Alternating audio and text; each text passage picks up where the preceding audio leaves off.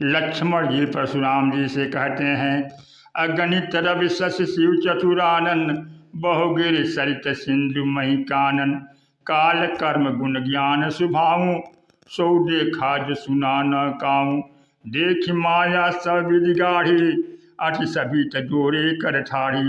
हे परशुराम जी, आप ईश्वर की अनंतता पर विचार नहीं कर रहे हैं, इसलिए बालक की धनुष और शिव के धनुष में अंतर कर रहे हैं। जब आपको शिव की अद्वितीयता के साथ साथ भगवान की असीमता का भान होगा तो आपका यह ममत्व छूट जाएगा। ससीम को देखने पर अहंकार बढ़ता है। हे परशुराम जी, आप सिर्फ शिव धनुष को देखते हैं, असीम पर भी तो दृष्टि डालिए। असीम पर दृष्टि जाता है तो अहंकार भी नष्ट होता है। व्यक्ति अपनी विद्या को देखेगा तो विद्या का अहंकार बढ़ेगा, अपने धन को देखेगा तो धन का अहंकार बढ़ेगा, और अपनी सत्ता को देखेगा तो सत्ता का अहंकार बढ़ेगा। परंतु अनादिकाल से चली आ रही सृष्टि के अनंत ज्ञान और अनंत सामर्थ्य पर जब उसकी दृष्टि जाएगी तो उसे लगेगा कि अनंतता में हमारा यह सीमित अहंकार कितना क्षुद्र है। हम व्यर्थ ही अपने को इतना महत्व दिए बैठे, अपनी बात पर अड़े हुए हैं। इस संबंध में गीता में भी एक संकेत आता है कि अर्जुन को भगवान ने विराट रूप का दर्शन क्यों कराया। अर्जुन भगवान के सामने संशय प्रकट करने लगे कि अगर युद्ध होगा तो उसके क्या क्या दुष्परिणाम होंगे, और भगवान कृष्ण को ही चेतावनी देने लगा कि हम लोग बुद्धिमान होकर इतना भी नहीं सोच रहे हैं। भगवान ने विराट रूप के दर्शन कराकर अर्जुन को संकेत दे दिया कि सृष्टि की चिंता का ठेका तुम ही ने नहीं ले रखा है। यदि सारी सृष्टि की चिंता का भार तुम ही ने ले रखा है तो विराट को देख लो। विराट में इसका भी साक्षात्कार करा दिए कि तुमने धनुष बाण पटक दिया और समझ लिया कि ये योद्धा नहीं मरेंगे, लेकिन ये तो सबके सब मारे जा रहे हैं। मेरे द्वारा निर्मित इस सृष्टि की चिंता का भार मुझ पर दे दो। हे अर्जुन, तुम इस विराट का दर्शन करो और अपनी ससीमता का साक्षात्कार करो। भगवान कृष्ण ने जब अपने विराट का दर्शन कराया तो अर्जुन का ससीमता रूपी अहंकार डूब गया। असीम में अहंकार डूब जाएगा। भगवान की भुजा रूपी समुद्र में शंकर जी का धनुष रूपी जहाज डूब गया। इसका क्या तात्पर्य है? शंकर जी का धनुष अद्वितीय है। इस अहंकार के आश्रय लेकर लोगों ने यह मान लिया कि यह तो कभी नहीं टूटेगा, परंतु जब ईश्वर की भुजा पर उसकी अनंत सामर्थ्य पर दृष्टि जाती है तो ऐसा प्रतीत होने लगता है कि ईश्वर की अनंत सामर्थ्य में सब कुछ ससीम है। यदि सब कुछ ससीम है तो फिर अपने अहं की क्षुद्रता का ज्ञान हो जाएगा, और अहं की क्षुद्रता का भान होने पर फिर क्या करें? क्या अपने को क्षुद्र मान लें? जैसे अभिमान बुरा है, इसी प्रकार से हीनता की भावना भी तो बुरी है। अगर व्यक्ति अपने आप को अहंकारी बना लेगा तो भी बुरा है, और व्यक्ति में हीनता की वृत्ति आ जाएगी तो भी बुरा है। अतः अपनी सीमा को समझकर अहंकार त्याग करें और असीम में अपने अहम को विसर्जित करके स्वयं भी असीम बन जाएं। जब हम असीमता का दर्शन करेंगे तो अहम विनष्ट होगा, और अपनी क्षुद्रता को जब ईश्वर में मिला देंगे तो वह भी असीम हो जाएगी। गोस्वामी तुलसीदास जी श्री रामचरितमानस लिखे, विनय पत्रिका भी लिखे। गोस्वामी जी से पूछा गया कि आपने ये दो ग्रंथ रामचरितमानस विनय पत्रिका की रचना क्यों की? तो गोस्वामी जी कहते हैं कि ये दोनों ग्रंथ दो मालाएं हैं। आप विनय पत्रिका को देखेंगे तो गोस्वामी जी विनय पत्रिका में अपनी दीनता हीनता का ही मार्मिक वर्णन किए हुए हैं, और श्री रामचरितमानस में भगवान के गुणों का वर्णन है।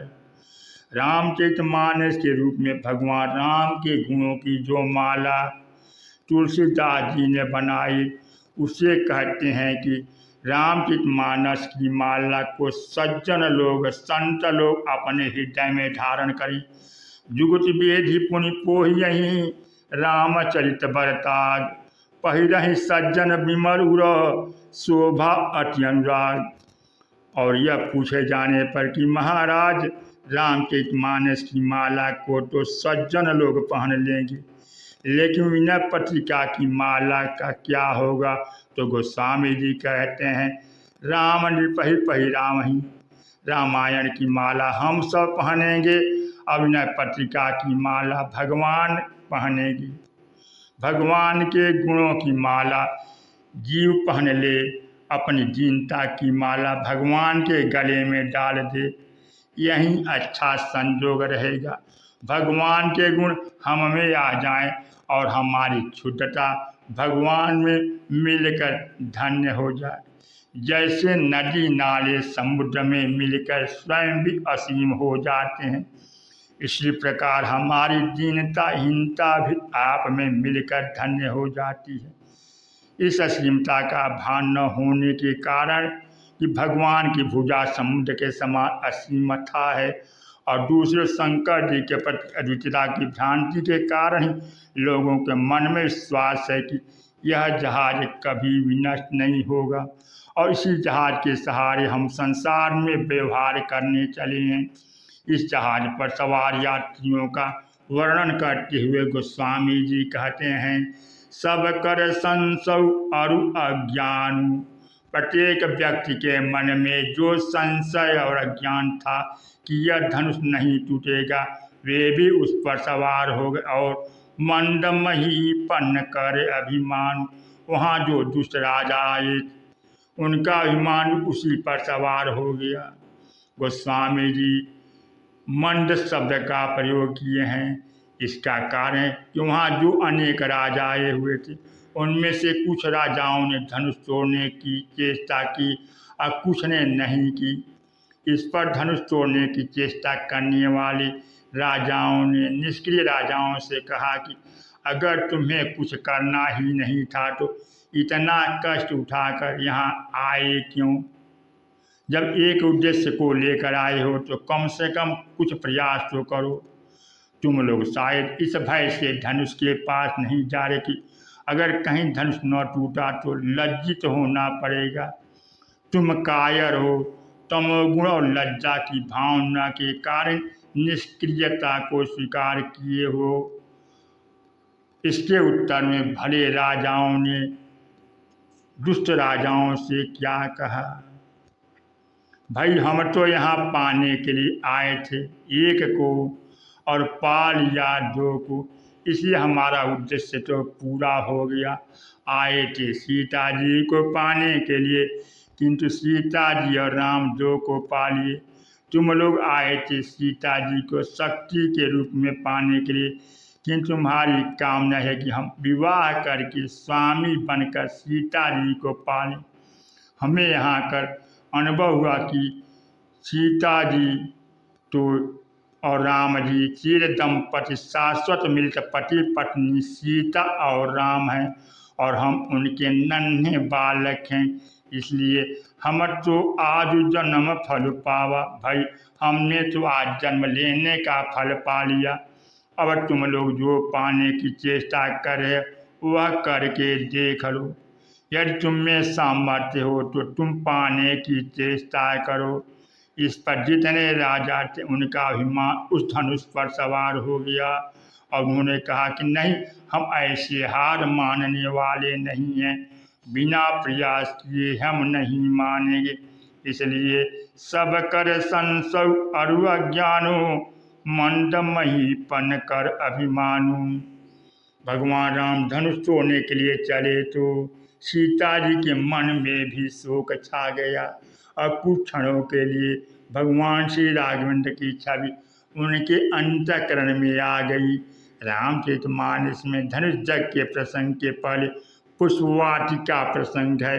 वहीं भगवान राम को श्री सीता जी ने लौकिक मंच पर, इस विश्व के रंगमंच पर पहली बार देखा। भगवान श्री राम जब लता कुंज से प्रकट हुए तो श्री सीता जी नेत्र मोड़ कर भगवान राम का ध्यान कर रही थी। सखी ने सीता जी से कहा कि जरा नेत्र खोल कर तो देखिए।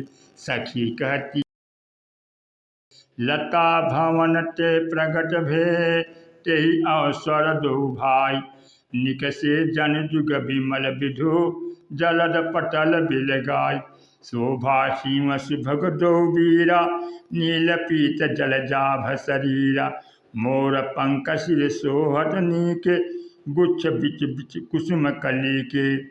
तुलसीदास ने एक और संकेत किया, भाल तिलक सम बिंदु सहाय। भगवान राम के माथे पर पंचसीने की बूंदें थी। उस समय भगवान राम सुमन समेत बाम कर दोना, सांवर कुंवर सखी सुठिलोना, बाएं हाथ में दोना लिए हुए थे जिसमें फूल रखे गए थे। और जब लता कुंज से निकले तो माथे पर पसीने की बूंद दिखाई दे रही है। इसलिए ज्यों ही श्री राम धनुष तोड़ने के लिए चले तो श्री सीता जी को पुष्पवाटिका की झांकी याद आ गई। वे सोचने लगे कि जिन्हें फूल का दोना उठाने में पसीना आ जाता है, वे धनुष क्या उठा पाएंगे। ईश्वर वह है जो अरो अरियान, महतो महियान है। छोटे से छोटे में ईश्वर और बड़े से बड़े में भी ईश्वर। अखिल वे धर्मसत्ता ईश्वर में ही है। वह कठोर भी है, सुकोमल भी है, अतो अहियान, महतो महियान है। ये दोनों लक्षण धर्म अखिल उधर से लक्षण तो ईश्वर में ही होते हैं। गोस्वामी तुलसीदास जी उत्तरकांड में कहते हैं, कुलसहु चाहि कठोर अति, कोमल कुसुमहु चाहि। वह वज्र से भी अत्यंत कठोर और फूल की अपेक्षा कोमल है। कुलसहु चाहि कठोर अति, कोमल कुसुमहु चाहि, चित खगेश राम कर समुझ पर ही कछुकाही। लता कुंज में भगवान राम ने जब फूल का दोना उठाने में सम बिंदुओं को स्वीकार किया तो मानो वह पुष्प की अपेक्षा सुकुमार हैं। और धनुष यज्ञ के प्रसंग में वे अपना दूसरा रूप प्रकट कर देते हैं। यही अखिल विरुद्ध धर्म आश्रयता है। शंकर जी का धनुष वज्र से भी कठोर माना जाता है, किंतु उस वज्र की अपेक्षा कठोर धनुष को तोड़ने में भगवान राम के माथे पर समबिंदु पसीना आया, ऐसा वर्णन गोस्वामी तुलसीदास जी ने नहीं किया। इसका अभिप्राय है कि प्रीतिवश क्षण भर के लिए सीता जी की दृष्टि में ईश्वर के अखिल विरोधी धर्म की ओर ध्यान न जाने के कारण उनका शोक भी उसी धनुष पर सवार हो गया। उन्हें भी लगने लगा कि यह धनुष नहीं टूटेगा। इसी क्रम में अन्य यात्रियों का वर्णन करते हुए गोस्वामी जी कहते हैं, सिय कर सोचु जनक पछतावा, रानिन कर दारुण दुख दावा। रानियों का दुख और महाराज जनक का सोच एवं पश्चाताप भी सवार था। श्री सीता जी का संशय, लोगों का मोह और अज्ञान भी सवार था। किंतु भारी भरकम सम्मान लिए हुए सबसे भारी यात्री एक ही था और वह था परशुराम का गर्व। भृगुपति के गर्भ गरुआई। सबसे वजनदार यात्री परशुराम जी थे। फरसा परशुराम जी के कंधे पर गर्व का प्रतीक बना हुआ था और वे बार बार उसकी ओर ध्यान देते हुए लक्ष्मण जी से कहती थी, परशु बिलोक महीप कुमारा, मेरी फरसे की ओर देखो। लेकिन लक्ष्मण जी देखते नहीं थे, मुस्कुराते थे, भी हंसते थे। वक्त का व्यसना था कि जब तक नहीं देख रहा हूँ तब तक ही आपका आदर है। मैं तो परसे को क्या देखूं, मैं तो आपकी जनेऊ को देख रहा हूँ। बोले चितई परसु की ओर। परशुराम जी बोलते हैं कि मेरे फरसे की ओर देखो। तो यह परशुराम जी की अभिमान की वृत्ति है। परशु बिलोक महीप कुमारा, बार बार अपने फरसे का भय दिखाना चाहते हैं। इसलिए गोस्वामी जी कहते हैं कि परशुराम का भी अभिमान, सबका अभिमान उस शंकर रूपी चाप पर सवार था। और जब भगवान राम की भुजाओं का बल आया तो वह चाप भी भगवान की नाम की भुजाओं में डूब गया, सबका अभिमान डूब गया। इस प्रकार श्री रामचंद्र की कृपा बहुत बड़ी है। जाना राम प्रभाव तब पुलक प्रफुल्लित गात, जोरी पानी बोले वचन हृदय न प्रेम समात। और जब परशुराम जी राम जी की ईश्वरत्व को जान गए तो वे बहुत प्रसन्न हुए, और इतना प्रसन्न हुए कि वह अपनी हार को ही विजय मान लिए और उसके द्वारा उनका कल्याण हो गया। जो उन्हें अभिमान था कि मेरे द्वारा ही यह समाज अच्छे रूप से व्यवस्थित चलेगा, वह अभिमान उनका दूर हो गया और वह अपने कर्म को भगवान में समर्पित कर लिए और तपस्या के लिए चले गए। बोलिए सियावर रामचंद्र की जय।